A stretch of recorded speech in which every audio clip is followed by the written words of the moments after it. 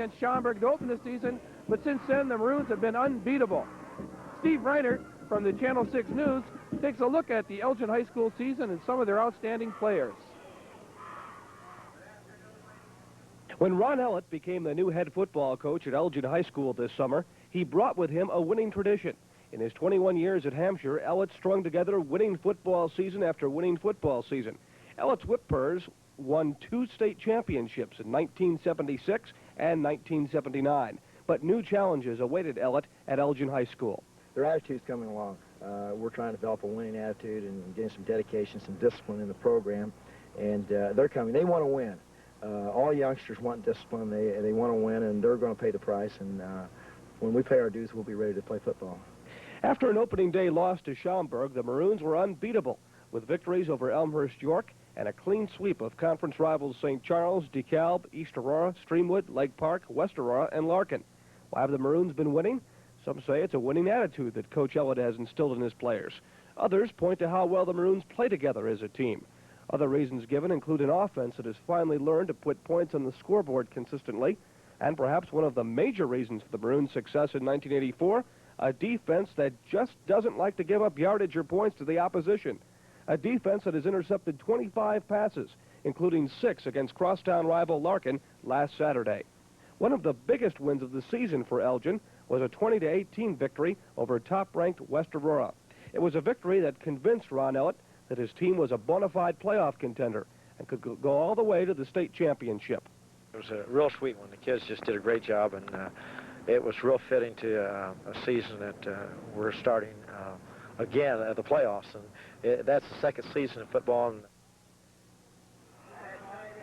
The Elgin Maroons, coached by Ron Ellett, haven't been in the high school football playoffs since 1977. For the Rockford Jefferson Jayhawks, this is their first time in the playoffs. They're the smallest school in the 6A division. There are only 16 teams left. Rockford Jefferson had an unusual season. They started off their year with a teacher strike that forced them to go through 6 weeks of practice before their first game. And then when games did start, they had to play 3 games in 9 days. Well, that beat them up, but they still continue to play well. The Jayhawks have a fine offense, led by Jeff Gillenswan, their quarterback. He's thrown for over 500 yards. One of their top runners is number 32, Eric Upton, who's rushed for over 700 yards. He's an excellent player. Look for the Rockford Jefferson Jayhawks to run some wishbone. They'll also run the ball real well going outside. Their passing game is getting stronger. Gillenswan is a good passer, but their defense under Coach Joe Bloom has been their key to their success. Now, one of the things that Coach Ron Ellett is worried about is how well his offense can move the ball. We talked to Coach Ron Ellett earlier this week about his thoughts on Rockford Jefferson. How do you beat Jefferson? Well, Rockford Jefferson has won the league in the Big 9, and that's a good league. From here on out, you're going to play conference champions or just simply outstanding football teams. So at Hampshire, I always believed that to win in the playoffs, you had to eliminate mistakes and be able to make some big plays.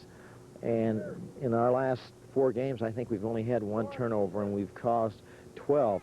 And we have a great ratio between the other team turning the ball over and us not hardly turning over. So I think that's a factor. And I think that if we play good football at Rockford Jefferson and we have discipline, we don't make mistakes, we're going to win. And I think they're a good football team, but I believe we're better.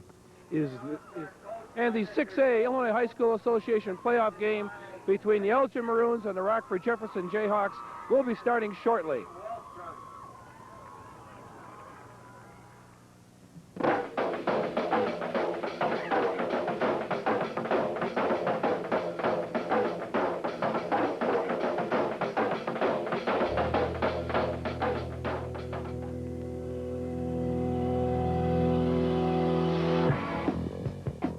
Centel Sports Network presents the 1984 high school football playoffs.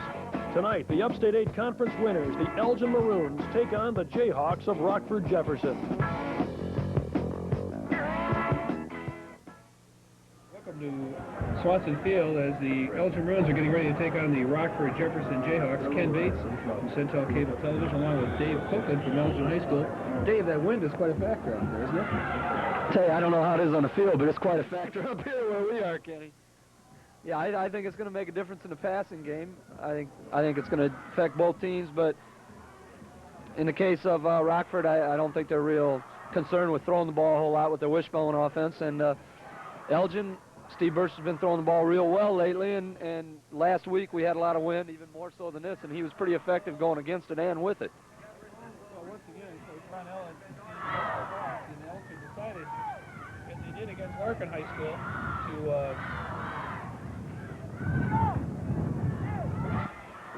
decided to kick with the wind, and Larry Sullivan is going to be teeing off. He's got about a 30-mile-an-hour wind behind him. Tell you, Kenny, I think in a game like this, especially in a playoff game, teams are really pumped up. They're a little jittery maybe. I think this is a really good idea to kick off when you've got the opportunity and see what that real good defense of the Maroons can do with Rockford Jefferson's offense.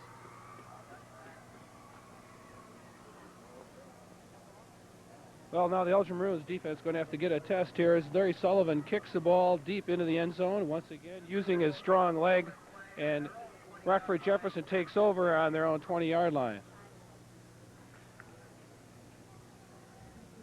The Rockford Jefferson offense led by Jeff Gillenswan, a senior quarterback, 6 foot, 165 pounds, completed 50% of his passes for the year.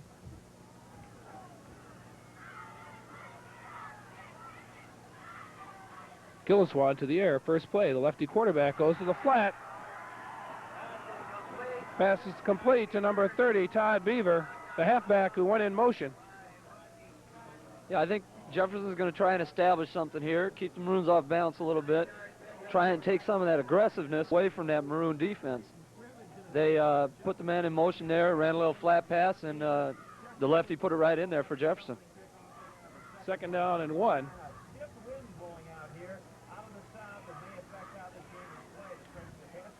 Pitch from Gillenswan, back to Beaver, and he's stuck by Pleskovich, number 76. Followed up by Chris Montgomery, number 39. Dan Verity, the linebacker, over to also make the stop. The Elgin defense, Darren Perry, number 44, 61, Bruce Polchak, 76, John Pleskovich, 71, Brian Nash. Linebackers, Dave Eder, 24, Dan Verity, 69, Jeff Orman, 33, Steve Burser, number 11, the defensive cornerback. The other defensive corner, 87, Carlo Lagna. Safeties, Rodney Scott, number 8, and Chris Montgomery, 31. 1st and 10 for the Jayhawks. Flag down. Early in the game is do or die for each team. Now there's only 16 teams left. In basketball, you'd call it the Sweet 16. Really, 96 teams total in the 6 classes of Illinois high school football. And a slight rain is starting to come down. Gillenswan with a 1st and 5. Pitch goes to Beaver.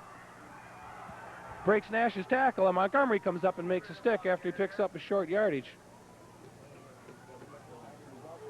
On that play, Kenny, the Maroons had a stun on, and you didn't get the true option defense. Usually number 71, Brian Nash, is going to hit the quarterback. That's going to be his responsibility, but the quarterback was forced to pitch the ball a lot earlier than I think he wanted to.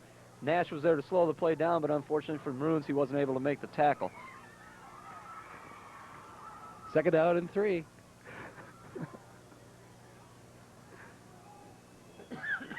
Gillenswan on the draw play. That's Upton. Tough against the option in the pitch.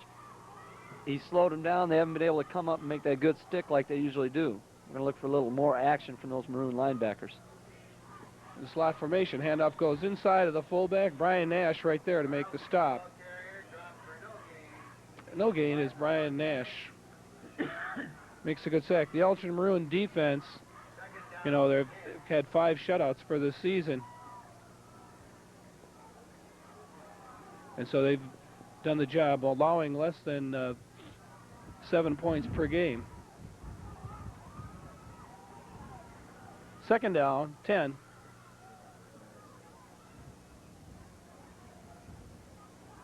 Beaver in motion. Gillenswan runs the option. Pitch to Earl Upton. Nice tackle by Dave Eder. He's one of the leading tacklers for Elgin, and number 24, the defensive end, does a good job. Now there we saw Elgin executed the way they're going to have to if they want to stop this option. Number 71, Brian Nash, came up, made the good hit on the quarterback. Here you'll see it as he comes down on a reverse pivot. He's coming down the line of scrimmage. Nash penetrates, makes a good hit, And David Eder almost had an inside-out route there that caused him some trouble, but he was able to hang on for the tackle. 3rd and 7 from the 31-yard line of Elgin. Gillenswine looks to throw. He's got some time. Hits the curl. Oh, hits his man, but he dropped it. Pass was incomplete, but the ball was right there. Makes 3rd down, or correction, make it 4th down and 7. Once again, the lefty for Jefferson went back. He had good protection, stood in there, waited for his receiver to get open, and threw the nice ball in there. Unfortunately for Rockford, it was not caught. I think the Maroons are going to have to get a little more activity from their down linemen, put a little more pressure on that quarterback, but as we said, those play fakes are isolating people. Well, it's 4th down. Joe Bloom has been known to gamble before. He goes to the draw play to Upton, and he's short of the 1st down. Darren Perry made the initial hit on him. So Elgin Maroons finally get the ball. Rockford Jefferson controlling it. And it's not exactly a great day for a football game. Started out to be pretty nice, but the temperature is around 53 degrees at the start of game time, but it's dropped about 10 degrees, and that wind that the Maroons have at their back isn't exactly a warm one. So it's 1st and 10 Elgin on their own 26. Burser with one setback. That's Cumberlander. Montgomery goes in motion. Hand off to Montgomery, off tackle. Tackled by number 51, Mike Nelson, linebacker. The Elgin offense, Jeff Rohner, number 50 at center. Jerry Potasic, number 72, and Dan Verdi, number 69 at guard. John Pluskevich, number 76, and Reggie Richardson, number 79, the tackles. Todd Upsall, number 5, the split end. Dale Norris, 88, the tight end. Quarterback, number 11, Steve Burser. Double wing formation for Elgin. Montgomery in motion. And off to Todd Upsall on the counter play. And the play gets stuffed up by the linebackers. And the defensive end, number 56, David Maraska. That brings up a 3rd down situation for the Maroons.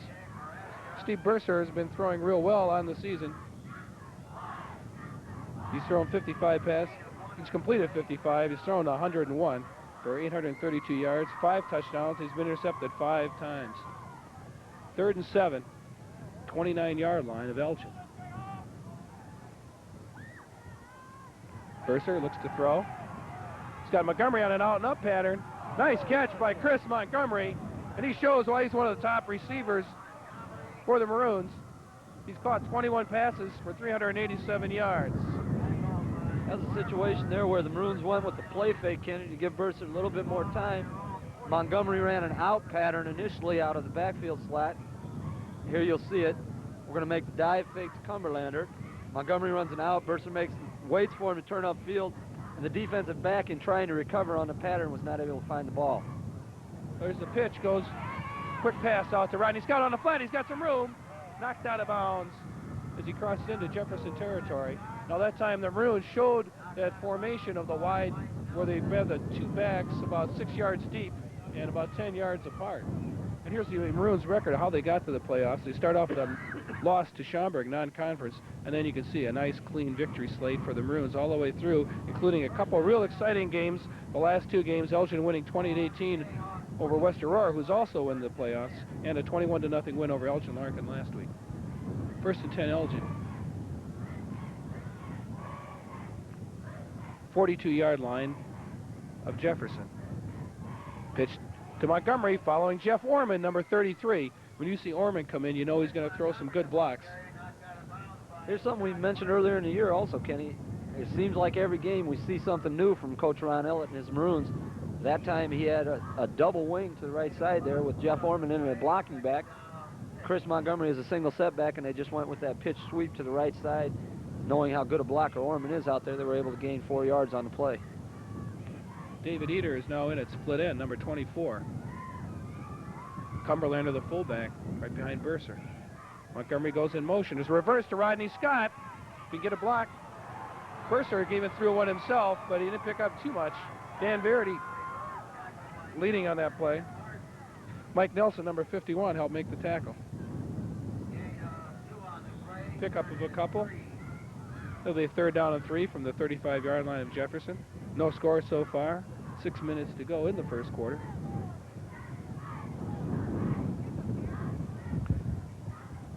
Maroons come on an I formation. Hand off to Montgomery on a handback. He's got some room. He keeps his balance. He could break a nice cutback. Chris Montgomery, touchdown. What a run. Chris Montgomery, his 9th touchdown of the year, and he really showed it on that one. Beautiful balance as he ran through on the counter play. 35-yard touchdown, 6-0 Elgin. You saw the Maroons, they like to use that little trap out of the I formation. They fake the dive off left tackle to Cumberlander. Montgomery comes back off the right, and he just made a heck of a move on the safety, Earl Upton, to get into the end zone. Larry Sullivan, sophomore place kicker, with Todd Seatman holding.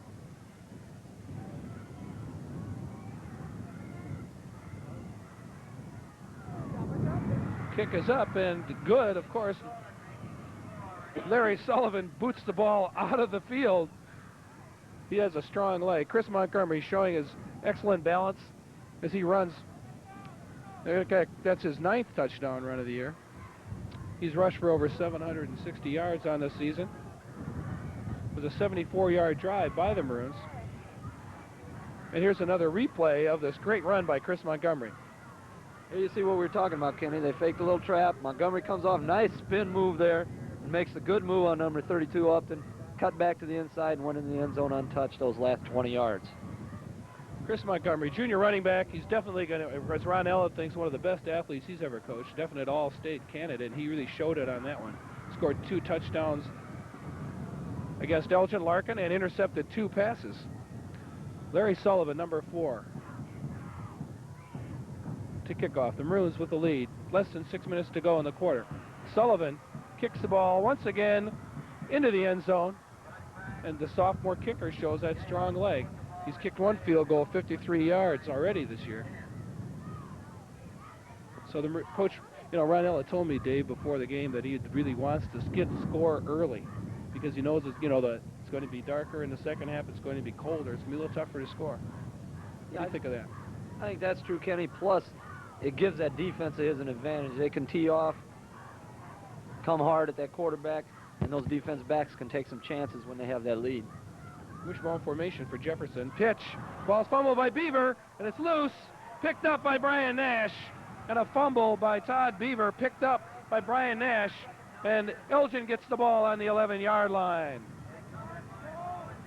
What a break for the Maroons. Let's take a look at that replay. That time, Jefferson does line up in a wishbone formation. Defense backs can take some chances. And Gillenswan pitches the ball. Beaver can't handle it. Brian Nash. Really there, Kenny, I think the coldness might have been the factor because it was a good pitch by the quarterback and just the back Beaver just wasn't able to hang on to the ball. There's Terry Cumberlander on a little 5-yard dive. Terry, well, when he gets inside the 20, Terry Cumberlander really likes to get the ball and he likes to carry it in. Cumberlander, 6 foot, 225, has 8 touchdowns for the year. 2nd down and 5. Ball on the 5-yard line.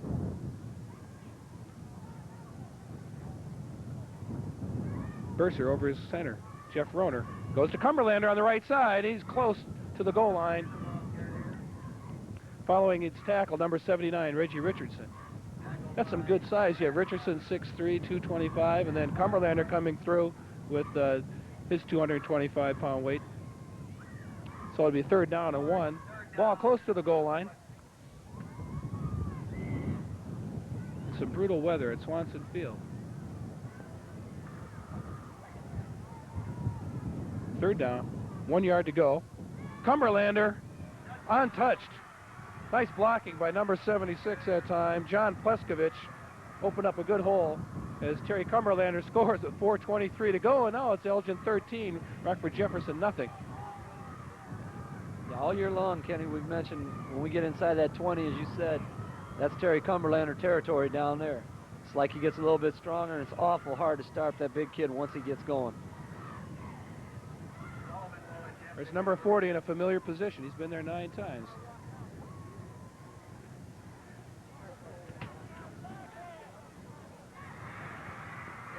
Kick is good by Sullivan, makes the score 14 to nothing, and the rain is coming down quite a bit harder. So the early scores are going to make a difference. Ron Ellett has been to the state playoffs before. He knows what it's like. He was state champs twice at Hampshire High School in 1A football. A lot of people didn't think he could come to 6A ball and win, but he sure proved them wrong. Ellett has a 70% winning percentage as a football coach, and he certainly showed that at Elgin High School. Larry Sullivan to kick.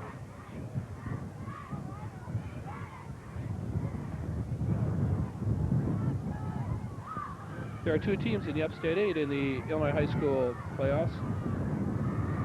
West Aurora High School is playing a tough competition, East St. Louis, and the Elgin Maroons here leading 14-0 in the first quarter. Sullivan once again with the strong leg and a good wind. Earl Upton lets it go into the end zone, and similar to, it's like an instant replay of the Larkin game, where every time Elgin scores, Sullivan kicks the ball into the end zone, and the team gets the ball in the 20. Not very good field position going into a strong wind with some rain coming down.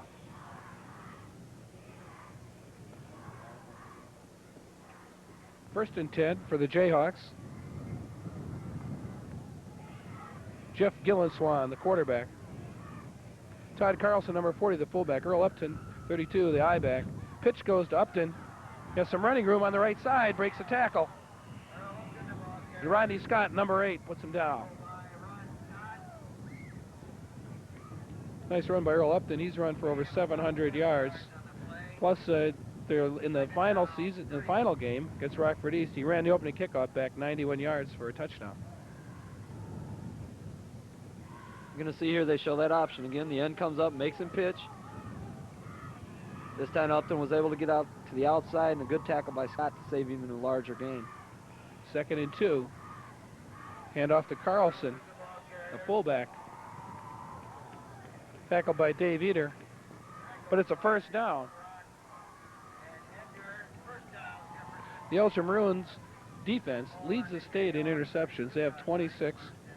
They've recovered 11 fumbles prior to this game, so make it 12 following Nash's recovery. They've allowed 81 yards rushing per game. 1st and 10 from the 31. Pitch goes to Upton. David Eder's hitting the ground. He thought he could have had him. Could have made a better hit on that one. 3 minutes to go, first quarter. The Maroons jumping off to an early 14-0 lead.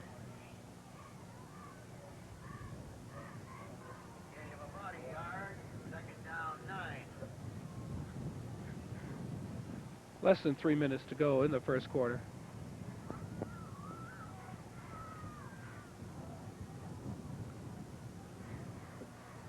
Second down, 9. Beaver in motion. Gilleswan to throw. Carl Alagna right there, tips it. Ball was intended for Beaver. That was similar to the pass that Jefferson completed early in the game, and that time Alagna showed that he was paying attention because he was right there on that one. That's right, Kenny. That was the exact same play they completed the first play of the game, as number 22, Scott Martin, the split end, ran a curl pattern to try and take that defense back with him. And number 30, Beaver in motion. You'll see here, number 22 tries to clear it out for him. Number 30, Beaver, is going to turn it upfield, go out into the flat. Alagna was right there reading the play, and Rockford Jefferson's fortunate that he wasn't able to hold on to the ball. 3rd down, 9 to go. Gilleswan running the ball, and he slips on the turf.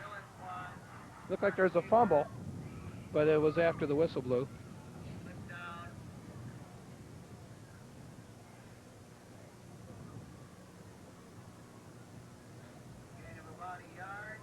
And that time also over there was Bill Childress, number 43, the sophomore linebacker, is getting some action. 4th down. Into a strong wind. Victor Benson. Good kick. It's end over end. Todd Upsall takes a look at it and just says, I'll let it go. I got to touch that. Goes down on the 37-yard line. So it'll be 1st and 10, and the Maroons get the ball once again with the wind. There's a minute 55 to go. So every time Elgin's had the ball so far in the game, they have the wind at their back.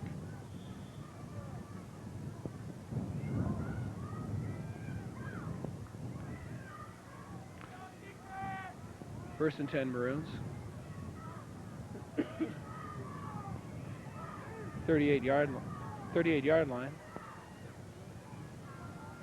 Burser to throw. Throws a rocket down the middle, and a good hit. Pass is good for Dave Archer, but he had a good shot put on him, so he couldn't hold on to that one. That was a good hit. Otherwise, Archer would have made that catch. A lot of fans are starting to head for their cars as this rain is really coming down now. Here's a replay on this one as Burser starts to drop back, sets up, fires the ball for Archer, but he was really stuck by number 21. That's Jake Fitzgerald. And off to Montgomery.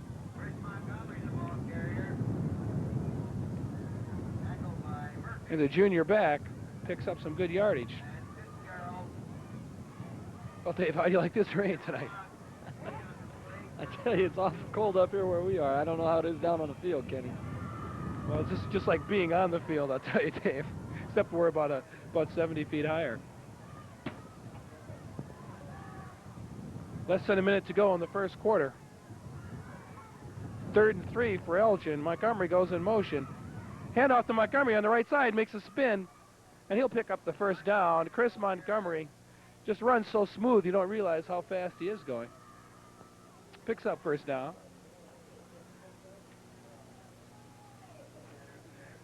Crosses midfield.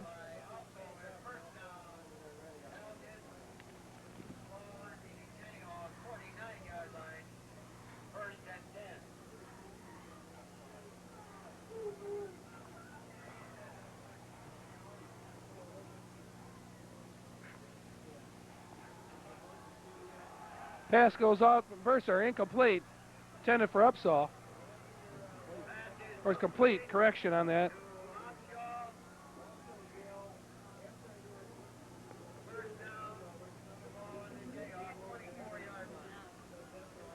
So it'll be 1st and 10 for the Maroons.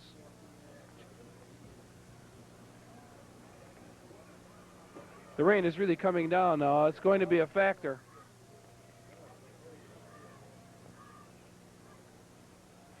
Steve Burser, the quarterback, lone setback, is Montgomery. Pitch goes to Montgomery on the right side. Picks up a couple. Chris Montgomery with a nice pickup. Well, the end of there's 16 seconds left to go in the first quarter.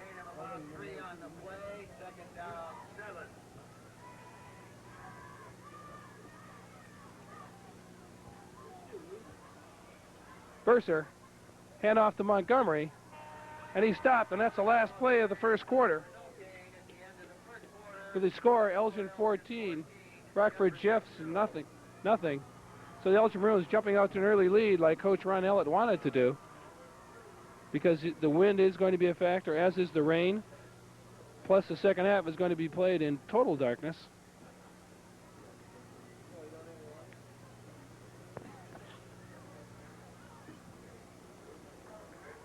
So the Maroons able to take advantage of Rockford Jefferson mistakes.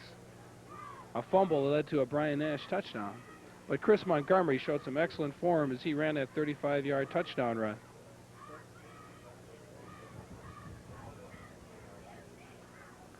But Elgin still has the ball, and they're moving. They'll be heading into a strong wind.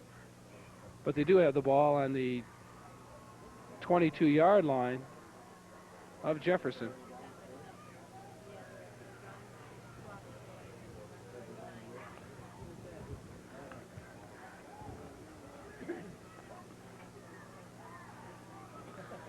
The wind chill factor has to be about 0 right here. 3rd down, 8. Montgomery in motion. Handoff to Upsaw on a counter play. He's got some running room. Todd Upsaw, running back. He goes in for the touchdown. Number 5, Todd Upsaw. 22-yard touchdown run. First play. That's a play that's worked well for Elgin all year. Todd Upsaw with the score. Touchdown, Todd Upsaw. Elgin starting to turn this into a route. You can see Upsaw running that counter, and Todd Upsaw is not very big. He only weighs about 140 pounds, but he sure has some shifty moves, and he does have some quickness. 20-0 Elgin. Larry Sullivan, Seatman can't hold on to that snap. It's a bad snap, and it could have been a fake on that one, but it's hard to tell because the snap was high. Now make the score 20-0. Todd Upsall, a fine run on the counter play. The first play of the second quarter, Todd Upsall. Coach Ron Ellett showing some more diversity with his running attack. Well, things are going great up here, I'll tell you. I'm glad things are going better on the field than they are for you and me up in this press box. I wish people could see this. We're sitting here, the rain is coming down on us. Our monitor doesn't work. Our microphones don't work, but we're still doing this game. We love it. Sullivan to kick. If he can kick this one in the end zone, I'll tell you, the NFL will take him next week.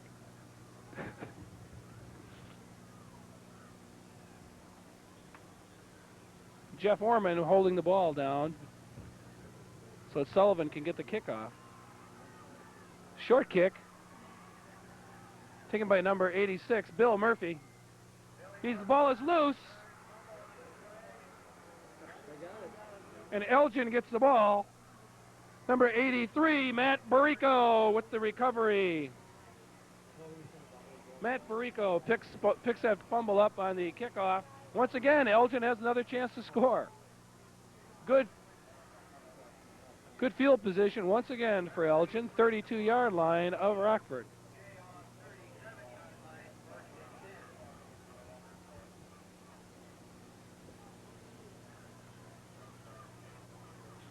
First and 10, Elgin. Cumberlander, the only back. Number 40. Here comes Montgomery in motion.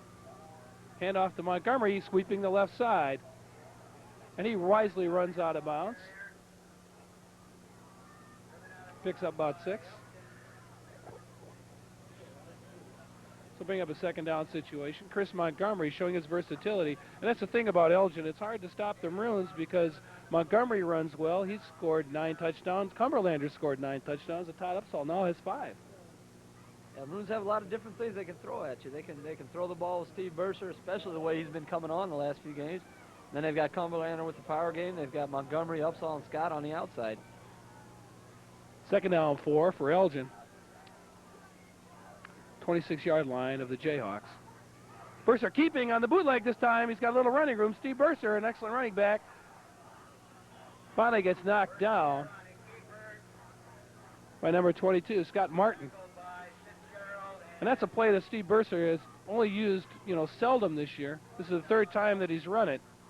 And as Bursar fakes the handoff to Montgomery and hides it and runs a little bootleg play to pick up the first down. Keeps the drive alive. The ball is on the 17-yard line. First and 10, Elgin. On a windy and rainy afternoon. Once again, Montgomery in motion. Here comes handoff to Upsall, following Reggie Richardson, but he's not going to get a touchdown on that one. Stopped by number 67, Greg Heidel.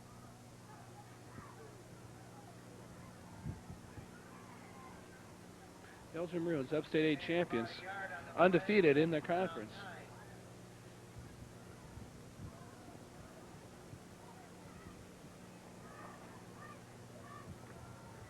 Second down and 10.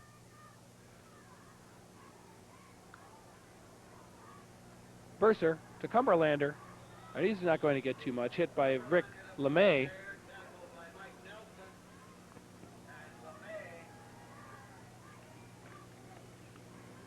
The Elgin Maroon offense averaging 300 yards per game. 200 yards on the ground, 100 yards on the pass. Leading rusher has been Chris Montgomery. So it'll be third down, I would say about 8 yards to go. Upsall split to the top of your screen. Scott in a wingback position facing into the quarterback. And off to Montgomery on the right side. He's got some room. He sees the goal line, and he's in. Touchdown, Chris Montgomery. Ron Ellett loves to score points, and that time was a 13-yard touchdown run by Chris Montgomery. He said he wanted to get up by 3 touchdowns in the first quarter, and he was close. Say, Kenny, that's the same exact play we saw Montgomery score on the 35-yard run with, where they faked a little dive off left tackle to Cumberlander, came back with a trap to Montgomery, and he picks his holes so well. Once he's in the open field, Kenny, he's awful tough to bring down. 27-0. Elgin lead. And it's getting darker by the minute and colder.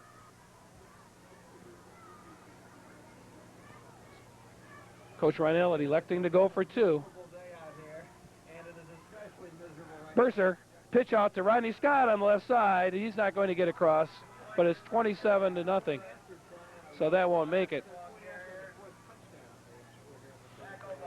That play to Scott wasn't there, but the Maroons, I think, have a pretty comfortable lead considering this weather. Now, however, the Jayhawks can come out. They've got the wind at their back. The ground, it's wet, but it's not really unbearable as far as or unpassable, really, I would say, as far as rain. You know, not only the conditions going to make it tough for Rockford Jefferson here to come back, but also the fact that with this big lead, the Maroons, usually aggressive defensive backs, have a chance to even be more aggressive and take some chances. And as we mentioned before, they've got that good speed in the defensive backfield. They can take some chances, and they can run some people down if they do fail on that chance that they take. Well, Larry Sullivan, once again, getting a chance to kick off. He's getting a chance to keep his leg in shape.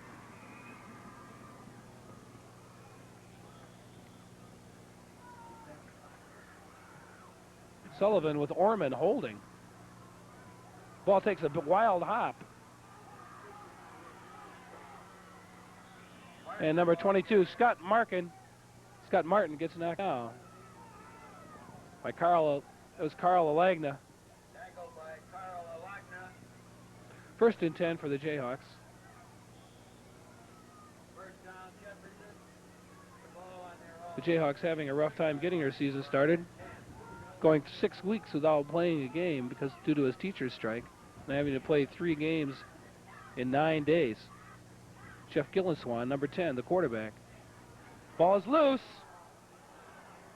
Picked up by the Jayhawks. That time, Todd Beaver almost lost it. And that's just not the kind of break you want to give Elgin today. Yeah, that was a play, Kenny, there where number 44, Darren Perry, was able to get across the line of scrimmage and get a hand in there as he slanted down and almost caused a turnover for the Maroons. The Elgin Maroons, with a diversified defense, they can show many different looks to an offensive team. Against West Aurora, they even showed a 2-6-3, which is something I'm sure that nobody's ever seen before. Second down and 6. Gillenswan. Ball is picked off. There's Jeff Orman. Keeps his balance. He's got some room down the sideline. Orman, a backup fullback, and he's a junior. Picks off a pass. And once again, Elgin really looking dominant in this one. That's the 27th interception for the Maroons this season. That's a school record, and I'm sure it leads the state. You see Jeff Orman, a linebacker, has done an excellent job as he picks off the pass and shows some good running skills as he kept his balance on the wet field. Well, back to the action. It's 1st and 10 for the Maroons, and it seems like the Elgin offense just can't seem to get a rest. They're always on the field. 8:30 to go in the second quarter.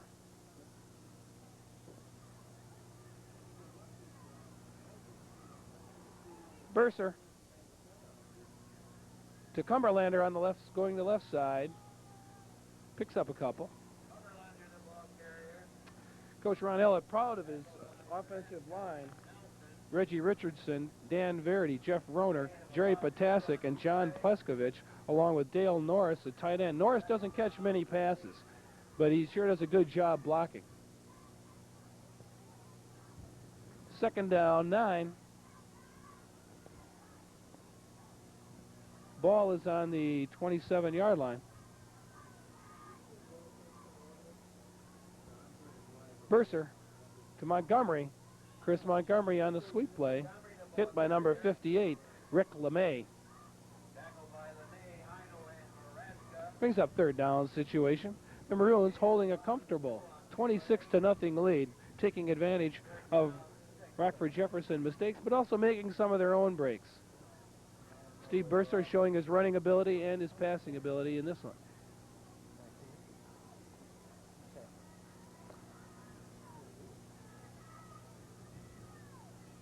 Third down. Burser to throw. Looks for Norris. Dale Norris, we just talked about him. He makes a nice catch, but it's not going to be enough for a first down. It's fourth down. The Maroons facing a very strong wind, along with some rain. The field is starting to get a little slippery. But this late in the year, the weather can get quite brutal, and that's what has happened. David Eder is into the game, as is number 5, Todd Upsall.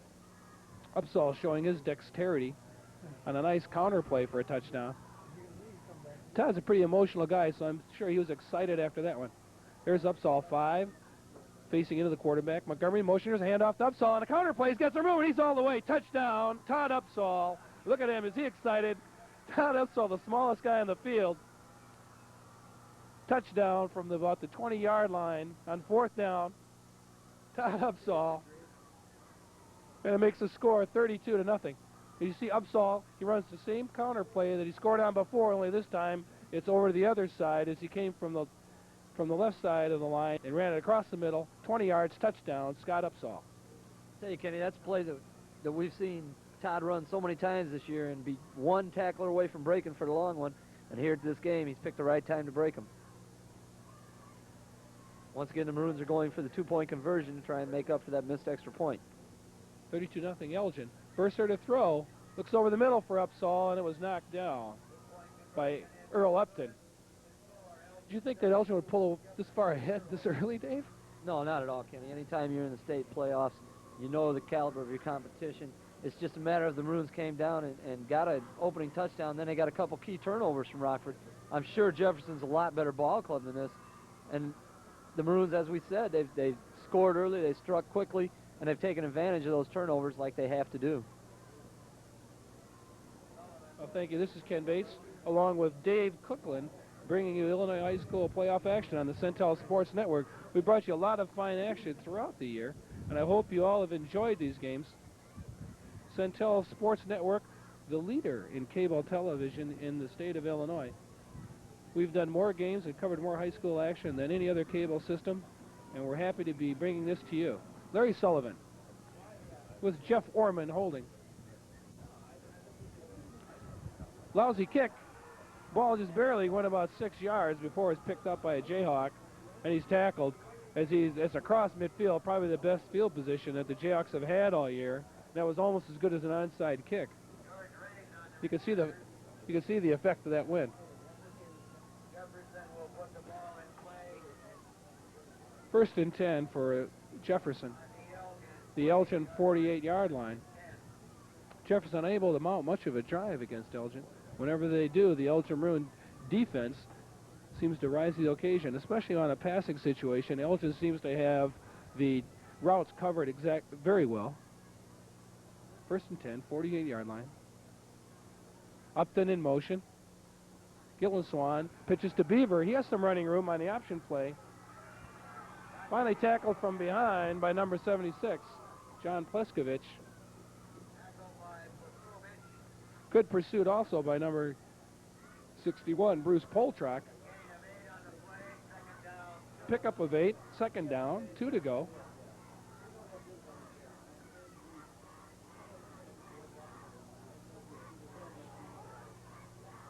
Second down and 2. Hand off to Upton over the right side. He stumbles, but he picks up a first down. And a flag goes down. Immediately following the play, look, there's a clip against the Jayhawks, and that's going to hurt because that'll take away that first down. And if it rains, it pours, and it isn't quite pouring here, but it's pouring down on the Jayhawks. The game certainly isn't for Rockford today, as they're behind 32-0.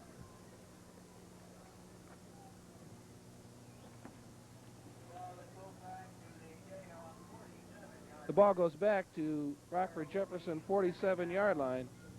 The second down and long.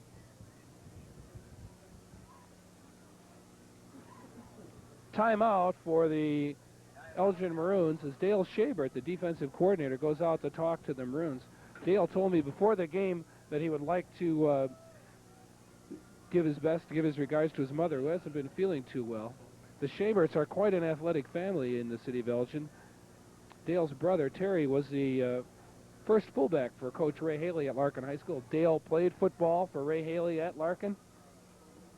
And Dale has done a tremendous job as defensive coordinator for Elgin. We can't compliment him enough, and I think that it's very obvious as the Maroons have shut out 5 teams, and they're shutting out Rockford Jefferson right now. So, Mrs. Shabert, we'd like to give you our warmest regards and hope that you're feeling better. The rain is really starting to come down now. It's pelting the players. And I'm sure that our camera people are trying to do their best. So if you see a shaky camera shot once in a while, you're going to, it's due to this rain and this wind.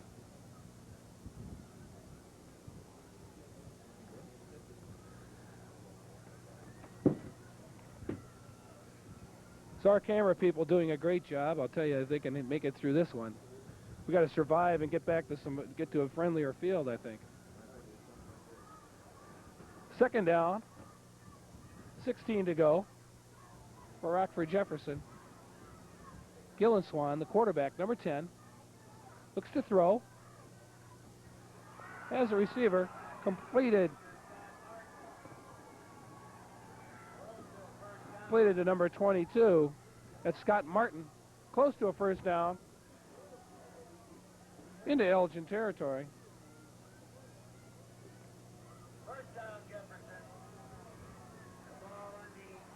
First and 10 now, Jefferson.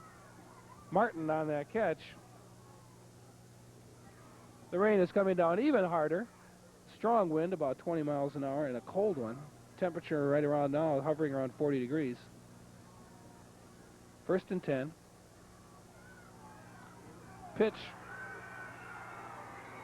goes to Todd Beaver, and he makes a good pickup before he's finally tackled by Chris Montgomery, number 31. And if you know Montgomery makes a tackle, it's in the secondary, and that's a first down.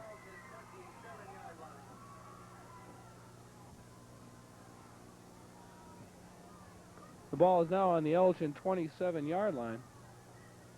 First and 10. Hand off right up the middle of the fullback. Nice run by the fullback, number 40, Todd Carlson, as he broke through the middle of the Elgin defense.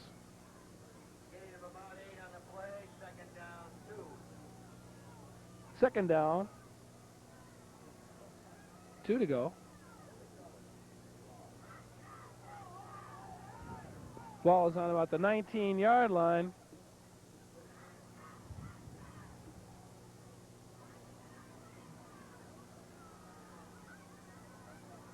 Gillenswan right up the middle on a quarterback sneak. He's got some room, running room, easily picks up a first down, and he's inside or close to the 10-yard line. Nice pickup and a good call as Jeff Gillenswan picks up a first down.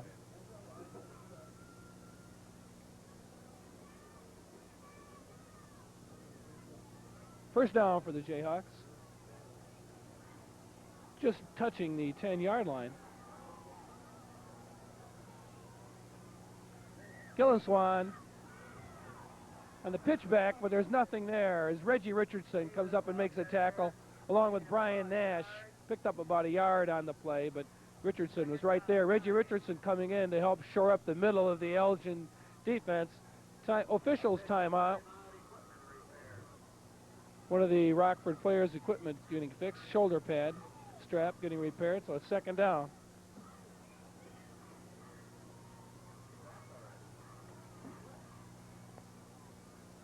Second down, about 9 to go. The ball on the 10-yard line.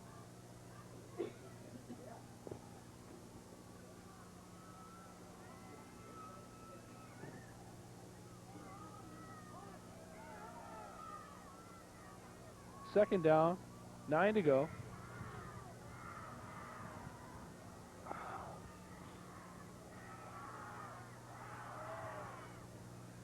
Gillenswan to throw.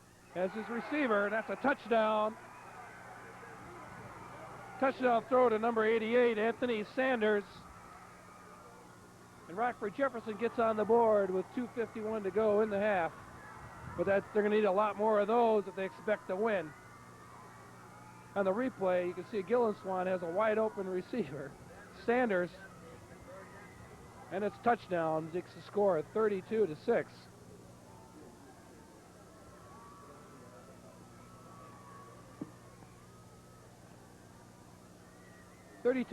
Now. Jefferson, the kick is good. Score 32-7. 2:51 to go in the first half. And it couldn't be worse playing conditions for either team.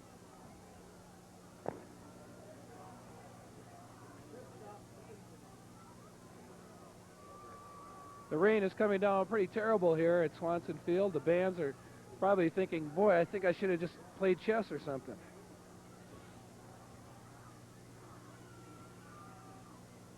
For the Maroons to receive the kickoff.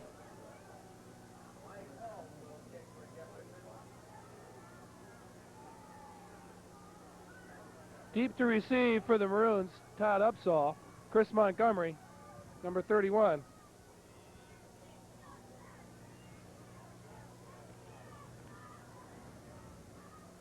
Kicking off, Mike Alt for Rockford Jefferson.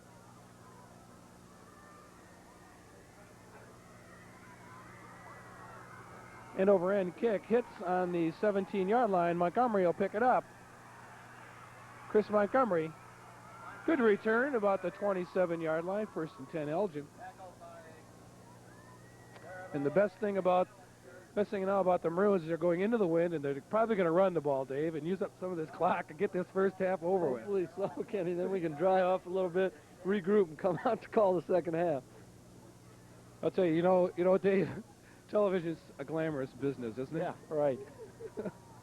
1st and 10. Wish this game was being played at Memorial Field. 1st and 10, 28-yard line. Burster to Cumberlander. He's not stopped. He's still going. Terry Cumberlander breaks some tackles, makes a cutback. What running ability for the 225-pound fullback. A converted guard, Terry Cumberlander, gets his chance to run, and look out. Say, Kenny, all year long we've seen Cumber go for 6, 7, 8 tough yards.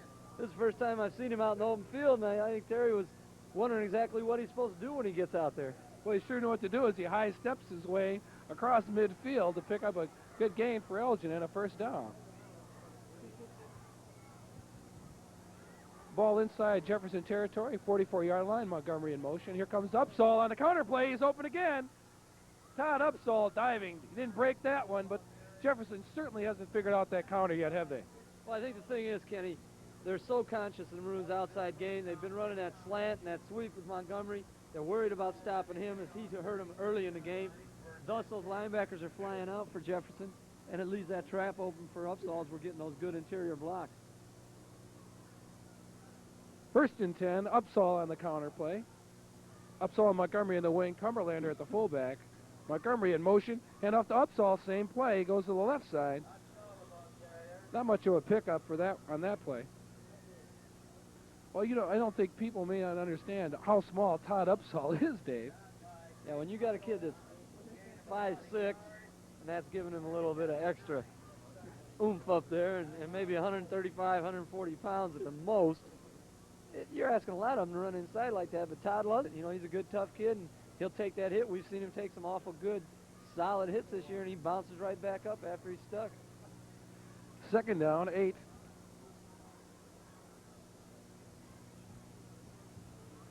The Maroons driving with 1:19 to go in the half. Clock is stopped with a timeout as Ron Ellett is talking to his squad. Ron Ellett, known for his diverse offense, and he certainly has some talent to go along with it. The Maroons running out of a wing T offense that Ron Ellett picked up early in his coaching career from a coach at Rochelle, Illinois, and he used as he coached his 21 years at Hampshire High School very successfully. 2 state championships. Trying to get the Maroons to that point. He said that they're a couple touchdowns away from it, and they're certainly more than a couple touchdowns ahead with a 32-7 lead over Rockford Jefferson. 1:19 to go in the half. 2nd down and 8. Bursar's dropping deep. He's got a screen to Rodney Scott. Rodney Scott with the pickup, and he slips and goes down. Tackled by number 22, Scott Martin. You can see the wind and the rain starting to take an effect on the field just a little bit as Scott lost his footing out in the flat. Burser set up real well, and you can see that Ron Ellett's almost experimenting a little bit here. He's got a good lead, so he can take a few chances on some of those plays. Third down, about 6. 28-yard line. Montgomery goes in motion. Handoff to Upsall on that counter play. Following it, Reggie Richardson got tackled that time, number 79. And the clock is stopped as Elgin takes a timeout. Timeout, Elgin. 32 seconds to go in the half. Ron Ellett going out onto the field. He's cold and he's wet, but he's still excited. He's a very excitable person, and he's wanted this one for a long time. An early lead could really do it because both teams are going to go in the half. It's going to feel nice and warm, and they probably, when they want to come out, Elgin could just grind the clock out and it'll be all over. Elgin High School really rallied to support their team. A great pep assembly held at the school. 7 busloads of students made the trip to Rockford. And everyone's crossing their fingers, hoping the Maroons can win and get a home game on one of these. Fourth down, 1 to go. 24-yard line at Rockford. Burser is going to throw, looking deep for Rodney Scott, and the ball is knocked away by Earl Upton and Scott Martin. Ron Ellett showing a little razzle-dazzle he's been known for as he throws the ball 4th and 1. Of course, he's got a little lead, right? Yeah, he's got a little cushion to work with. He can try some different things and get some people maybe to try some things that he's going to use later on in the playoffs, see how they work here, and hopefully we can come back with them later on. Well, Scott didn't have quite much of a chance, but it was a nice throw by Burser into the wind. 25 seconds to go in the half. Gilliswan trying to throw, looking to throw deep, and Burser intercepts the ball, but it's out of bounds, intended for Todd Beaver. And the wind is really, I don't know if our cameras are picking it all up for you, but certainly you can see that the wind is blowing the rain right into the face of the Elgin defense. And the Elgin fans are staying here. I'm sure that they're going to have those buses warmed up. 19 seconds to go in the first half.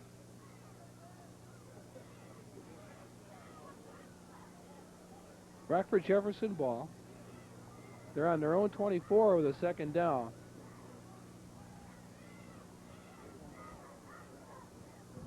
Little shovel pass inside to Earl Upton. Tackled by Darren Perry and David Eater. Not much of a pickup. That's a play that West Aurora likes to run to Kenny Page. And they've run it very successfully. And we have timeout for Rockford Jefferson with 4 seconds to go. As of right now, Kenny, looks like the Maroons might have to carry the banner for the Upstate 8 Conference.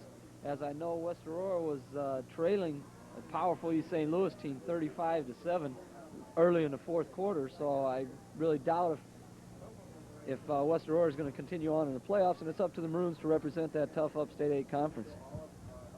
Well, Elgin hasn't been in the playoffs since 1977, when the Maroons defeated Oak Park, and then went on and were defeated by East Leiden, and East Leiden became the eventual champions during that season. 4 seconds to go in the half. Third down. Gilliswan, and he's nailed from behind. Brian Nash says, hey, let's end the half on a good note. And what a hit by Brian Nash as he came from nowhere and nailed Gilliswan, and he's hurt a little bit after that one. And so from a windswept and a rainy Swanson Field, the finals, I could hope it would be a final, but it's a halftime score is Elgin 32, Rockford Jefferson 7.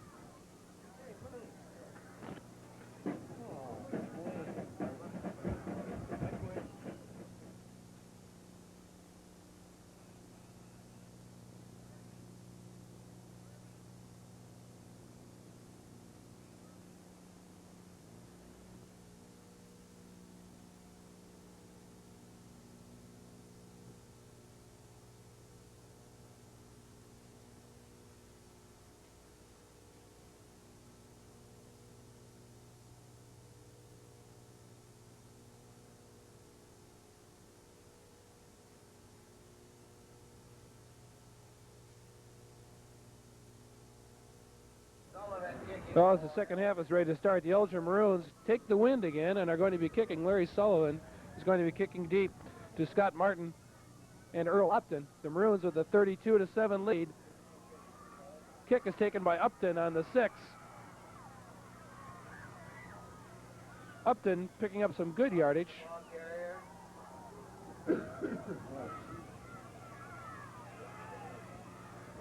In a windswept game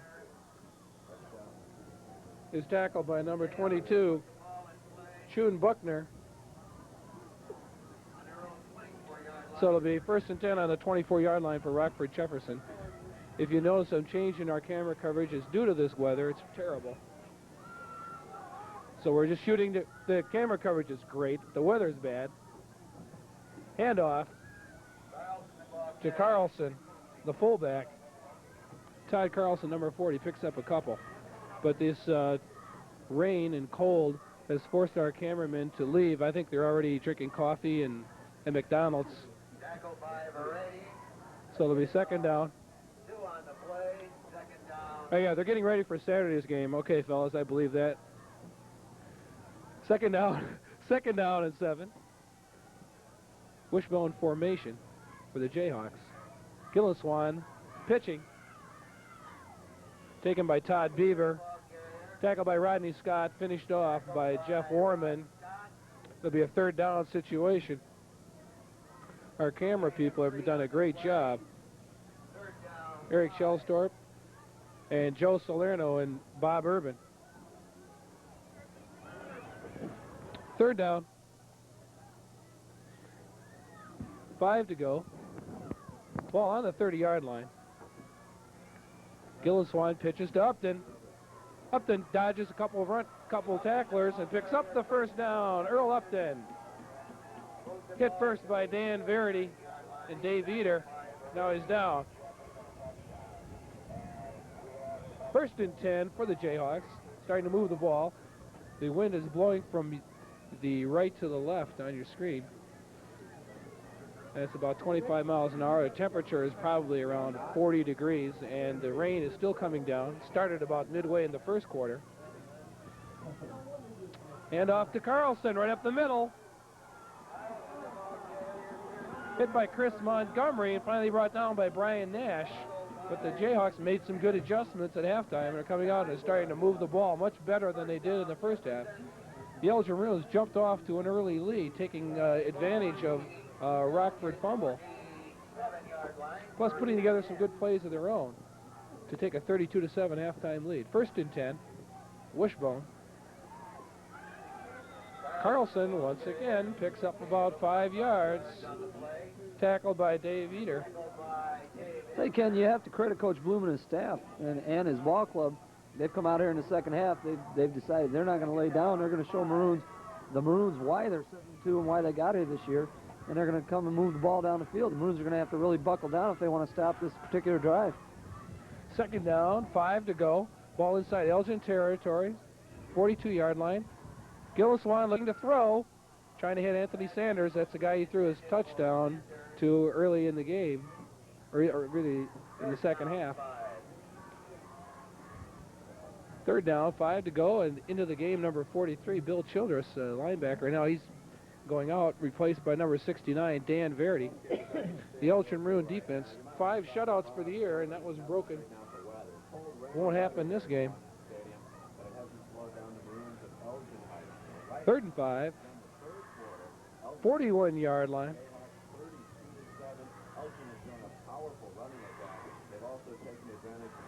Gilliswan. Upton in motion. There's the option play to Beaver. Brian Nash misses him. David Eder comes from behind and puts him down. Brian Nash really showed some speed that time. I thought he was going to get him that time, Dave. You know, Nash, the whole game, has been doing a good job of coming across that line of scrimmage and challenging that option of Rockford's. And here on that particular play, we saw the trademark of that Elgin Maroon defense is we had much better pursuit as they strung it out down the line of scrimmage and got good action from their linebackers scraping down the line, trailing that particular pitch play. Well, it's 4th down. Joe Bloom having to make another decision going into the wind, deciding not to punt it. Wishbone formation. Handoff goes to Beaver. And it looks like he was hit before the first down, but his momentum may have carried him to about the Elgin 36. So the officials are going to take time and measure. This game started late in the afternoon due to the fact that the game was being played at Rockford Guilford High School and not at Rockford Jefferson. And rather than playing it at an earlier afternoon game, the game was played late afternoon to keep from disrupting the school day for Rockford Guilford. You can see the measurement. First down by the length of a football. The score 32-7, and there's 8:10 to go in the third quarter. This is Ken Bates along with Dave Cookland, and it's been just as cold up here as in the press box as on the field. Believe me, this isn't exactly beautiful conditions. First and 10. Gillenswan tries the quarterback sneak. That play worked well in the first half. But Bruce Poltrock makes a stop. Poltrock and Perry, the defensive guards, the defensive tackles, Nash and Pleskovich, defensive ends, Burser and Alagna, linebackers are Verity, Orman, and Eater, safeties, Burser, and Montgomery. Or correction, we got Scott Montgomery. Pitch to Beaver. Makes a cut inside, and he's inside the Elgin 20-yard line. Couple missed tackles as Darren Perry and Chris Montgomery push him out. But nice run that time by number 30, Todd Beaver. Now there was an example, Kenny, of the way Jefferson wants to execute that wishbone. Quarterback waited until the last possible second to pitch the ball before he was hit. The lead back, number 32, threw a good block on Rodney Scott coming up, and Upton was able to cut back against the grain for a good gain. First and 10. Now the ball is inside of the Elgin 20. Hand off to the fullback, Carlson. Wrestled down by Montgomery, but he's picking up some yardage. Jayhawks showing some deciding rather, a lot of coaches have to make a decision. If you're down by more than 3 touchdowns at halftime, you got to decide, what are you going to do? You're going to come out and throw the ball, or are you going to just try to establish some rhythm? Kenny, I think Coach Bloom's doing exactly what he has to do. He's going against this wind. Their game is running the ball, and he's going with what has got them here. Now, it's going to take up some time. Realistically, they might not be able to come back without the help of some turnovers, but they want to do things that they can do well. They don't want to just force the issue and end up with a more lopsided score than they've already got. Plus a score and a good drive can pick people up, emotionally. Yeah, they need that confidence, and they're moving the ball like they can here, and Maroons are going to have to buckle down if they want to hold them here. Wishbone formation again. Handoff goes to the fullback, and he's running real well. That's number 40, Todd Carlson.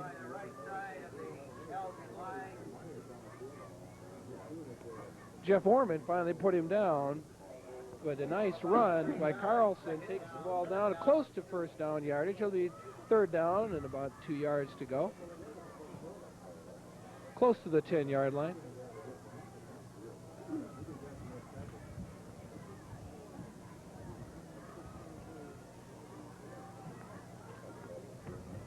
Also in the game, number 75, Mike Cortinas. Gillenswan trying to run the option, and Orman's right there, and the flag's down.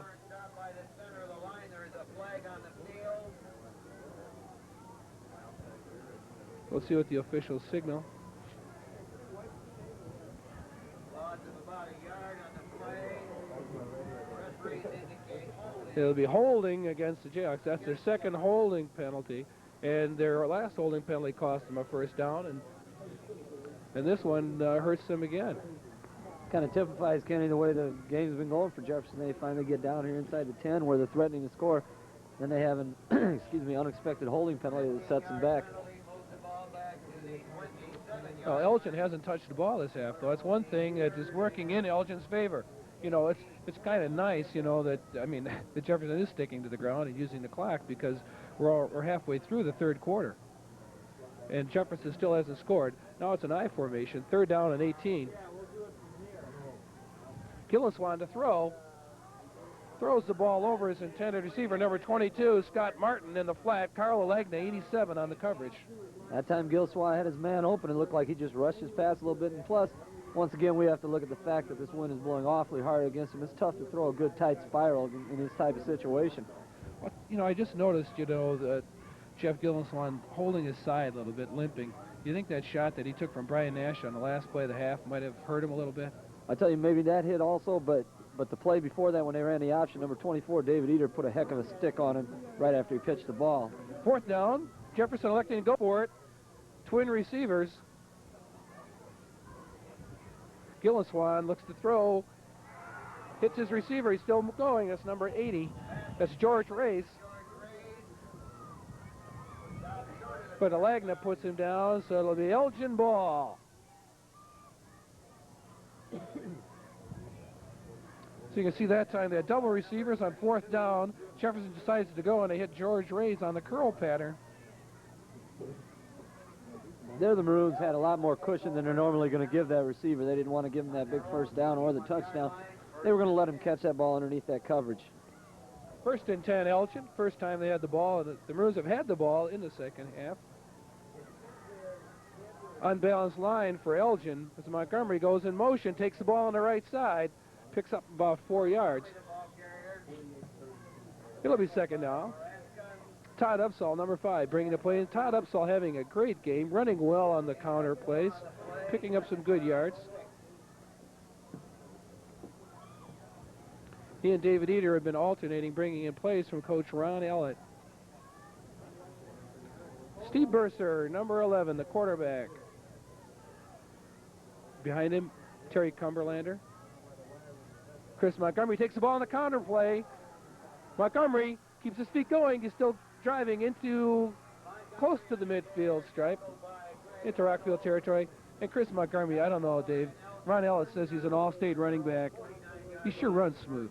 Well, I tell you, Ken, that Montgomery just seems to pick the holes on that play so well. Anytime they line up in that I formation, you look for that. You're going to see here Cumberlander taking a fake on the left side, and then they come back with the trap to Montgomery on the right side. He's able to break it outside and get the good gain once again. 1st and 10, Elgin. 49-yard line. That's Cumberlander. About 6 yards on the pickup. Following Jeff Orman, number 33. Having Orman in the game, it's like having a guard or another offensive lineman. He's not big, but he's a very good blocker. 2nd down. Into Jayhawk territory. Now it's Orman and Scott, the running backs, along with Cumberlander. And off to Cumberlander, running to the left. Reggie Richardson, Dan Verity, the right guard and right tackle. Left guard and left tackle, John Pleskovich and Jerry Potasic. Tell you one thing we have to do, Kenny, is give an awful lot of credit to that Maroon offensive line. They've just been blowing people off the line the last few weeks. All those linemen have been doing a good job at opening up the holes for those backs to run through. Coach Ronella calls them the unsung heroes. 3rd down and 2. Montgomery, and he's going to get nothing. That's number 51, Mike Nelson. Fine defensive play by Mike Nelson, the inside linebacker, the Jayhawks. Yeah, that time they were going to have nothing to do with that little fake dive off the left side to Cumberlander. They were expecting that trap coming back the other way.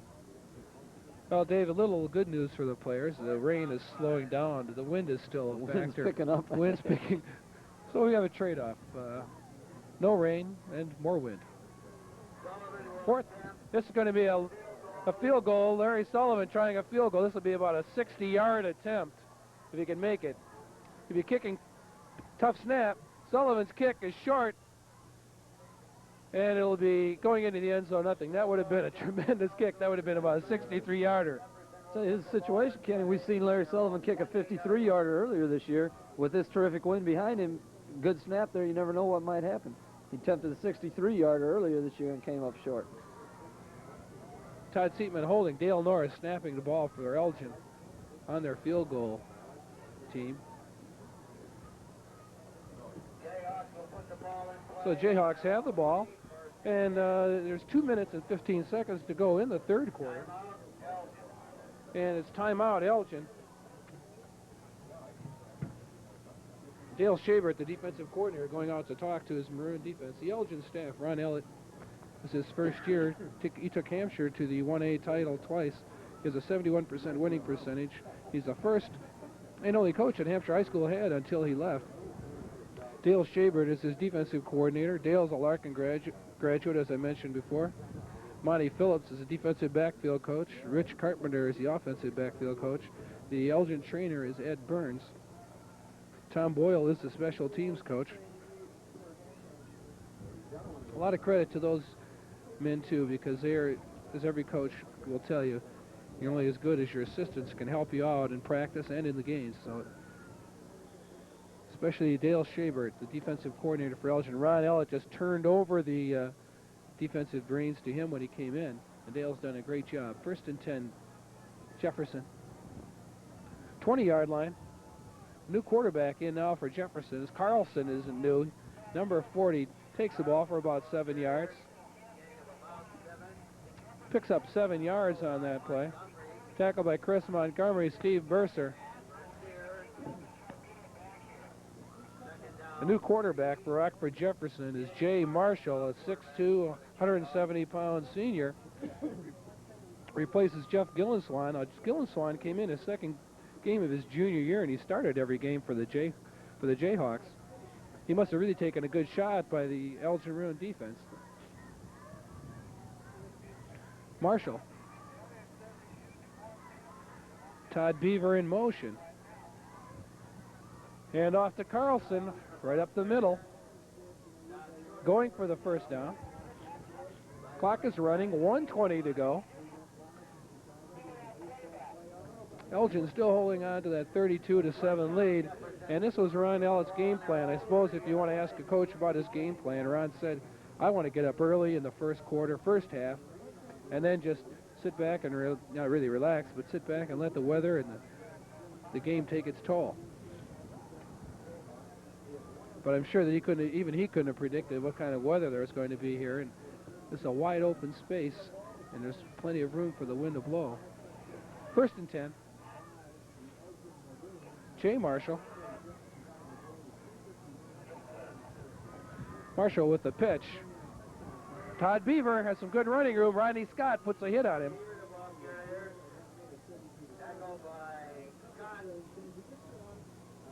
Rodney Scott makes a nice hit.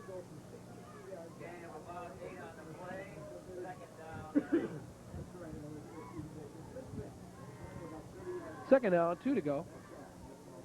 The Elgin Maroons looking to get in the playoffs for the first time since 1977. A thrilling season for Elgin. Some real big games. I'm sure everyone in Elgin remembers the 20-18 victory over West Aurora. Marshall pitches to Upton. So far, the Maroons have been able to hold Upton to just about that kind of a gain all day. He's run for over 700 yards on the season, and that's the last play of the third quarter. Forgive me if I'm a little excited, but I think the wind chill factor in the press box might be -6. 32-7, our score. Ken Bates along with Dave Cookland. The Elgin Maroons are going to be playing the winners of Prospect to Buffalo Grove. And then there'll be 8 teams left in 6A football. And Ron Ellett has sent a lot of people out scouting everybody, hasn't he, Dave? Yeah, he has. We had a couple of people down at East St. Louis last weekend. We had some people following Buffalo Grove and, of course, Rockford Jefferson last week. And this week, once again, we've got people watching Buffalo Grove and Prospect, who, by the way, were tied 7-7 at halftime the last I heard. It's 32-7. The Elgin Maroons scoring early, taking advantage of Rockford Jefferson mistakes, and plus some fine running. Chris Montgomery, Todd Upsall, and Terry Cumberland are showing the Maroons balance and diversity on offense. Plus the defense making some big plays against a kind of a slow Rockford Jefferson offensive squad.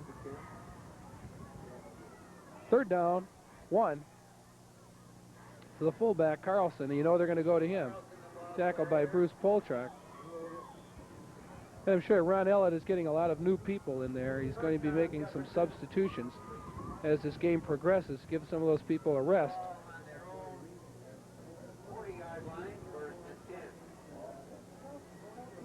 First and 10, the pickup by Carlson. Kenny, I might be mistaken, but I think the Maroons might The have rain's coming back, Dave. I think they might have a freshman out there on the field right now. Number 32, Romero Avendano. We don't have his number, but it looks very similar to Avendano, a tough young linebacker on the freshman squad. A freshman? Now, that's something I haven't heard of in a long time at Elgin High School.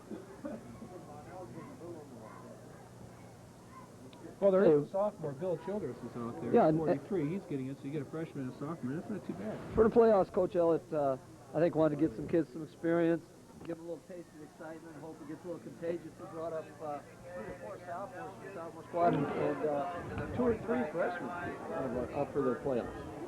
Once again, I think he wants to get them involved in the excitement, give them a taste of it. Well, he's used to that. You know, at Hampshire, when he started the program out there, he only had 16 people come out. So, I mean, you're going to grab freshmen, you're going to grab anybody that you can to help fill up that squad. And so, to him, it doesn't matter. Neighbors, yeah, managers. First down, 5, following the penalty. Ball bobbled by Marshall, but he's going to throw it. He has a receiver open. That's number 22, Scott Martin. Pushed out of bounds by Steve Burser, but that takes the ball into Elgin territory into the 38-yard line. First and 10, the Jayhawks in the 4th quarter, but they're going to need 4 more touchdowns. As you take a look at this replay, Marshall kind of bobbles the ball here, but he does do a nice rollout, and with some good poise, hits Martin on the sideline. Wide open, nothing there. He just ran out of field. Sideways, he didn't run out of it lengthwise. First and 10.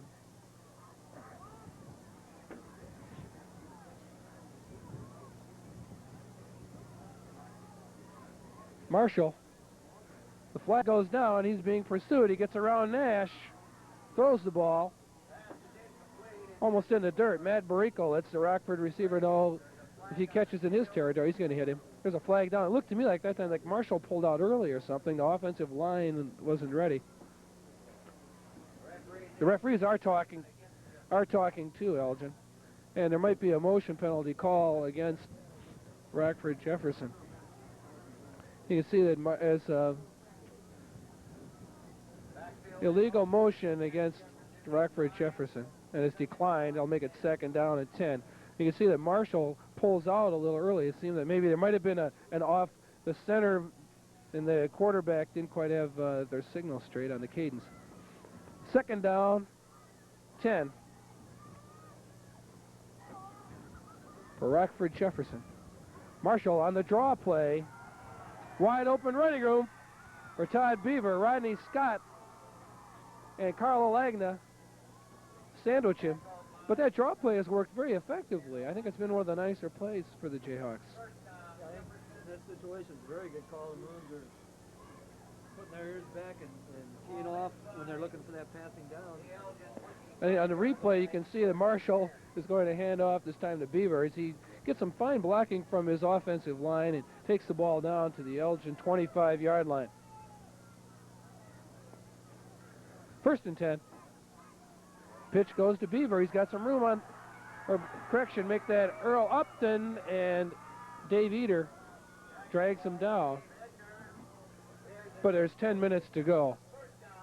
And I'm sure that right now it's just a matter of you're coach basketball, Dave. It's a little bit of stalling. And you can see a nice run by Upton. That's not probably, he hasn't had a great game, but he does show some good moves. Oh, yeah, he's got the ability, Kenny. He's the thing that the Maroons were worried about coming into the game. They knew if he got outside, it'd spell trouble for the Maroons.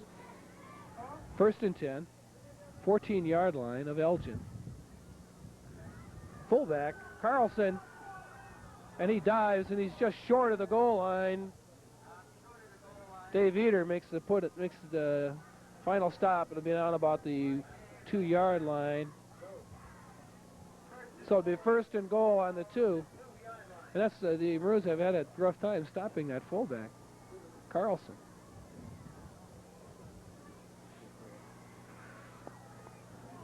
Ten minutes to go in the game.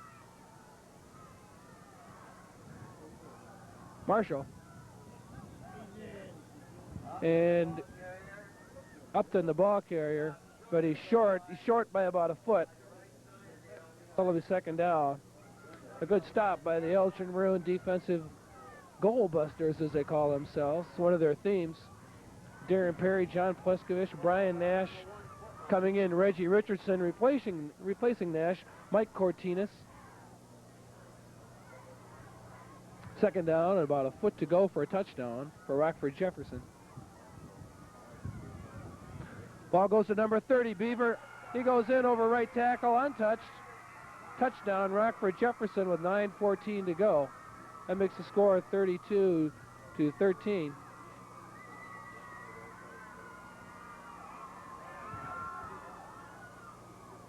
Good run over the right tackle.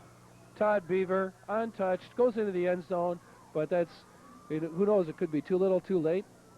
With 32-13, there's 9 minutes to go. Victor Benson to attempt the extra point. It's kicked into, I think he's trying to get back at the Elgin Maroons and try to hit one of the players of the football on that one, Dave. Tell you, I know I wouldn't want to go down there and kick that football the way my feet feel right now. Well, you don't have to. Having a good time on the Centel Cable Sports Network. We've enjoyed bringing you high school football in Elgin. We've seen some great games, excellent teams in Elgin. The Larkin Royals had a tremendous year. The St. Edward Green Wave also had a fine season. Coach John Percy and Coach Ray Haley are to be congratulated on the great job that they did with their players. Would have been nice if we could have had all three of those teams in the playoffs.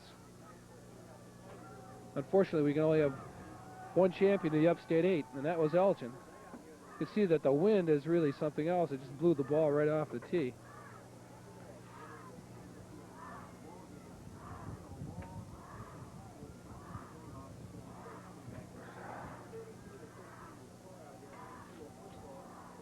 Now the kickoff.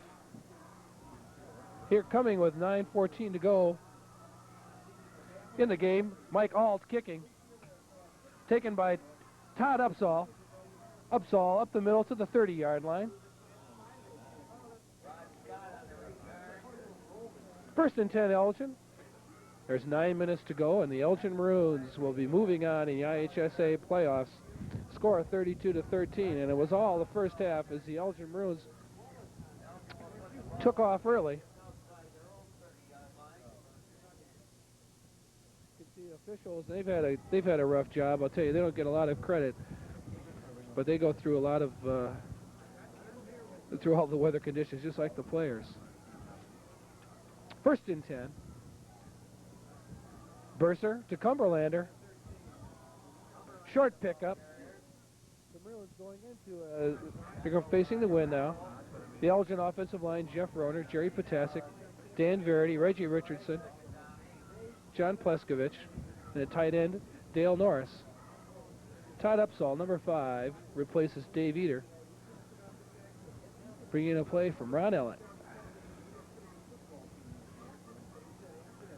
Second down, 8 to go. Ball on the 32-yard line. Burser with a handoff to Cumberlander. And he just plows into number 41, Mike Wingo. Picks up a couple. 3rd and 5, and the ball is on the 35-yard line. Elgin's 35. Clock is running, which is a great thing. There's only 7.5 minutes to go.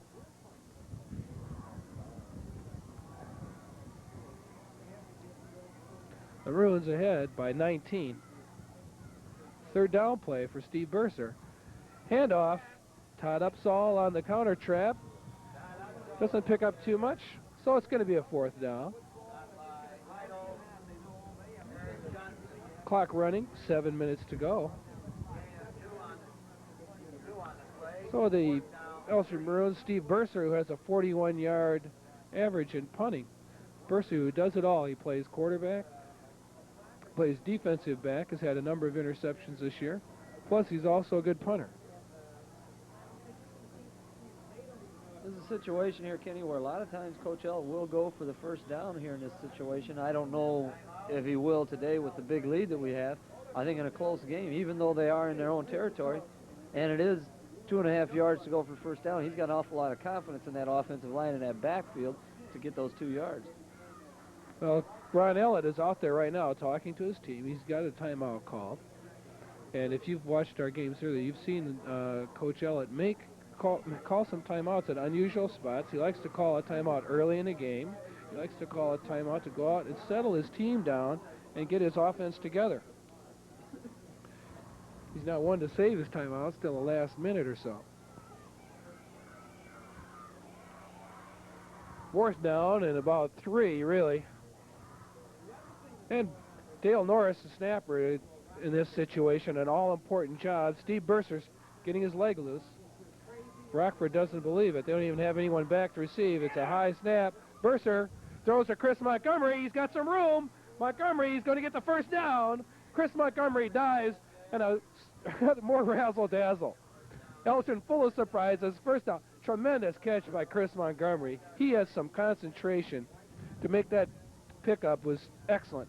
It's a first down on the 45-yard line. The clock runs, and watch Bursar as he takes the high snap, dishes it to Montgomery. Look at that catch. Bobbles the ball, and he makes a good cutback and then dives. He dives because he knows he has to just get a couple yards, and the dive would easily give him the first down. Back to the action, 1st and 10. Elgin Maroons keep running clock. Cumberlander, left side, picks up a couple. Terry Cumberlander, the 225-pound fullback, picks up a couple more yards. 2nd down, about 8 to go. Gain of about 2 yards on the play. 2nd down, 8. I'd like to thank the athletic administration of Rockford Jefferson High School for helping us bring this cablecast to you. Ken Lindsay, the athletic director, especially. 2nd down and 8. Scott and Cumberlander. Cumberlander picks up a couple more, but the rain has stopped now, and it's just a strong wind blowing in. But each time that the Maroons carry the ball, that clock keeps running. So if Elgin can retain possession for one more first down, this game could be all over. And a lot of credit to the Elgin fans, too, for sticking it out. There's 7 busloads of fans, and almost all of them are still here, and they're facing right into the wind. 3rd and 5. Bursar on the reverse to Rodney Scott. Bursar and Cumberlander are leading for him. Rodney Scott's has some room inside the 40-yard line. He has some speed. He's about a 4.6 40. And he picks up the first down on the 40-yard line. You can watch his little reverse play, and the key to this play, making it work, is the good blocks by Terry Cumberlander and Steve Bursar. Rodney Scott wisely waiting for his blocks to occur before he accelerated. 1st and 10.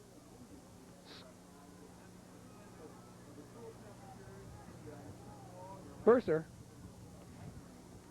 throws, hits Rodney Scott on the flat. Scott makes a cutback, takes a couple good hits, but is he a nice running back? You can see how he kept his feet driving. After he made the initial hit, he spun and picked up 3 yards after making the catch. That was a situation there, Kenny, where Bursar did a real nice job isolating those defensive backs. He looked downfield, made a little stutter step, and then dished the ball off to Scott, and Rodney cut back against the grain very effectively. 2nd down, 5 to go. Ball on the 35-yard line of Rockford Jefferson. Bursar to throw.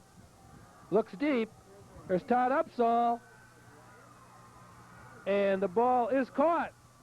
The official signals that Todd Upsall caught the ball. He did that against Larkin. You throw the ball up into the wind, you just let Todd Upsall get it. Tell you, Kenny, he did it twice against Larkin. The ball was underthrown a little bit. He came back and read the throw, took it away from man. We saw him do it earlier in the first half where he came over man and made the catch. And there, he just plain took it away from that guy. Nice. Now, Todd Upsall, it's hard to tell from where we were how he made that catch, but he sure is tough. He's a little guy, but he sure can get happy. 1st and 10, 20-yard line. Montgomery running with plenty of room, picks up about 6 or 7. Chris Montgomery, you know, when Elgin, it's something I noticed about this team, Dave, maybe you can, you know, elaborate on it, but when they seem to get inside the 30, they get fired up. They seem to play better. It seems as though they really fire off the ball. They know when they get down there, they're going to get to that goal line. They've got a lot of confidence, and they really get pumped up, it seems, Ken. Thanks, Dave. Second down. 4 to go. Rodney Scott. Lead blocking for Terry Cumberlander. Cumberlander, if he could have got outside a little bit on that one, he might have picked up more, but he got down to the 10-yard line. So it'll be third down, and third of about a yard. Third and a yard to go on the 11-yard line. 2:45 to go. The Elgin Maroons are going to win this one, going away. They're leading 32-13, and they're driving right now close to a score at 11-yard line of Rockford Jefferson. Cumberlander takes 4 or 5 of those ketchup and mustard guys to bring him down.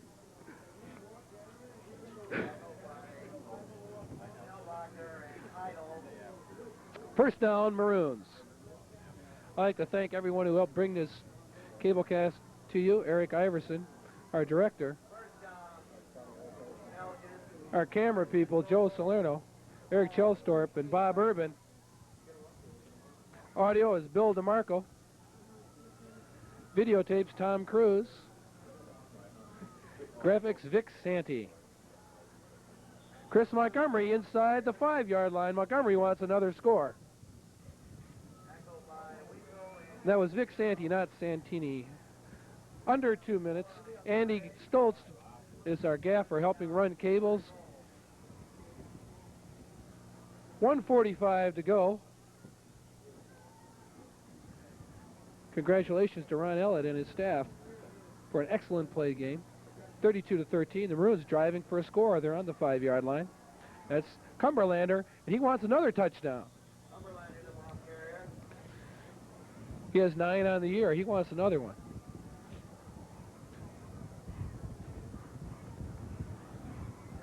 $1:17 to go when the clock is running. Third down. Ball's on the 2-yard line.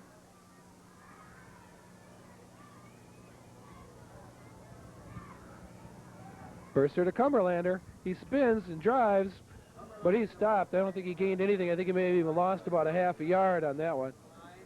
That'll be fourth down, and the clock just keeps ticking. It's under a minute. Congratulations to the Elgin Maroons, winners of their first round of the Illinois High School Association 6A playoffs. Now it's down to 8 teams, and the Elgin Maroons are one of those, and so their season isn't over. Elgin 9-1 on the year. Timeout, Rockford Jefferson, with 37 seconds left to go. The Maroons' best season ever was 10-1 when they were in 1977 when they went on to the playoffs. Elgin's never advanced any further than the second game of the playoffs. They were defeated by East Light, the eventual state champions in '77. A great team. Names that people in Elgin may remember: Tom Hayes, Mel Cole, who went on to star at the University of Iowa, most valuable defensive player in the Rose Bowl, and David Hersey, the tight end and defensive back, who is now playing he went to Tulsa and is now playing for the LA Express in the USFL. Thanks a lot, Dave, for your help. And you showed what a true Maroon you are by sticking through this cold press box to bring this game to Elgin. Yeah, I think I'll dress a little more warmly Saturday, but I'll tell you, Kenny, I'm really looking forward to it. The Maroons were sharp today. They showed that all this work this year has paid off as they just seem to be rounding and getting better every week that they play. Fourth down. Cumberlander in for a touchdown with 34 seconds to go. Terry Cumberlander scores. Elgin's version of John Riggins. Well, I'll tell you, he does run real well. He doesn't quite have the mobility of Riggins, but he sure has the power. So that makes the score 38-13. Larry Sullivan getting set up to attempt the extra point.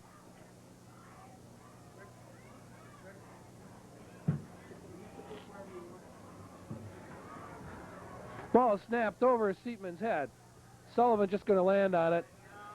It won't matter anyway. It's all over here. 38-13. You know, this may not be a big surprise. A lot of Elgin fans, the Elgin Maroons, a strong offensive team. They haven't really exploded for a lot of points until the last game they had a big score was against Streamwood High School. So far, they've just been able to come through in pressure situations. So Ron Elliott substituting a lot of people, getting in some players, changing his special teams around so he can get some subs in. Gary Lemke, number 63, is in there. 55, Jim Lauber.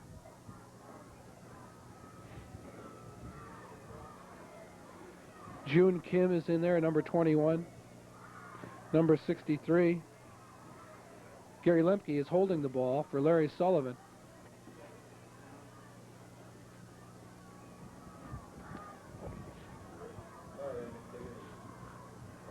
Score 38-13. The Elgin Maroons. Sullivan. Upton picks it up on his 15. Makes a couple cuts, but he's brought down by number 22, June Kim.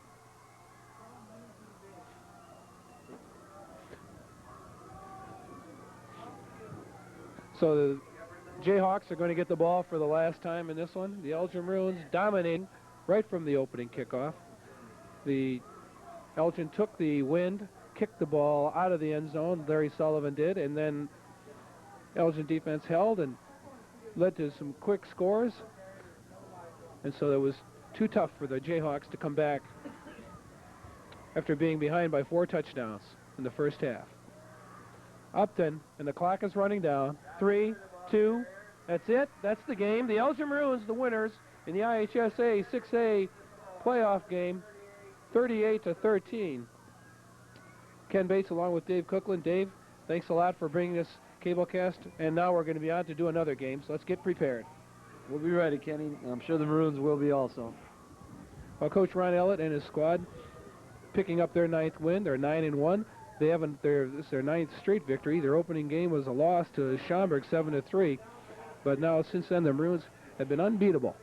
5 shutouts for the defense, and the offense putting the points on the board. Some excellent running by Chris Montgomery, Terry Cumberlander, and now with just a couple days to get prepared, Elgin's going to have a short time to celebrate, if I know Coach Ron Elliott, and they're not going to celebrate because he's going to have them ready.